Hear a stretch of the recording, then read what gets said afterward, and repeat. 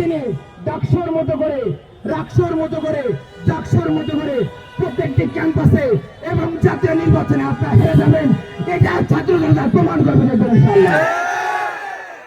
আটজন বিএনপি বন্দিশিত পদত্যাগ করেছে।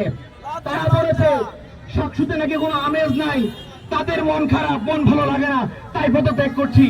এই বুদ্ধি নিয়ে আপনারা শিক্ষক হয়েছেন, আপনাদেরকে আমরা ধিক্কার জানাই।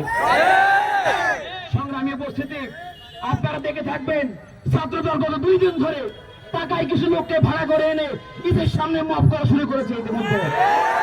শুধু তাই না, বিএনপির একদল আইনজীবী সকাল থেকে হাইকোর্টে গিয়ে পড়ে আছে, ওরা সকসু চায় না।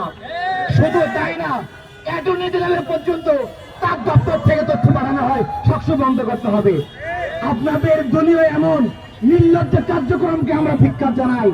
সাথে সাথে আমরা আপনাদেরকে বলতে চাই, ইতিমধ্যে আপনারা নৈতিকভাবে পরাজয় বরণ করেছেন।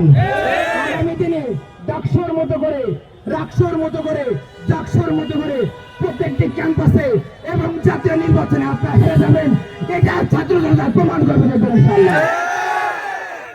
উপস্থিতি, আমরা বলতে চাই ইন্টারিম সরকারকে শাসনের তালবাহানা বন্ধ করেন। যদি বন্ধ না করেন, ইতিমধ্যে আমরা ঘোষণা দিয়েছি আগামীকাল থেকে লাগাতার দেশব্যাপী আমরা কর্মসূচি দিতে বাধ্য হব। এমন কর্মসূচি দিব, দেশ চালাতে আপনাদের প্রেম হয়ে যাবে, আপনার সঠিক মতো দেশ চালাতে পারবেন না বলে দিলাম। ছাত্রীদের মৌলিক অধিকার, ছাত্র সংসদ নির্বাচন নিয়ে বিএনপি এবং ইন্টারিম গভর্নমেন্ট যদি আপনারা সতর্ক না হন, শিক্ষার্থীদের অধিকার ফিরে না দেন, আগামীকাল থেকে দেখবো আপনারা কেমন করে এদেশ চালাতে পারেন। উপস্থিতি, আমরা বলতে চাই আগামীকাল থেকে দেশব্যাপী প্রত্যেকটি ক্যাম্পাসে মহানগরে বিক্ষোভ কর্মসূচি হবে। সেই আহ্বানে আপনারা সাড়া দিবেন, আমাদের সঙ্গে থাকবেন।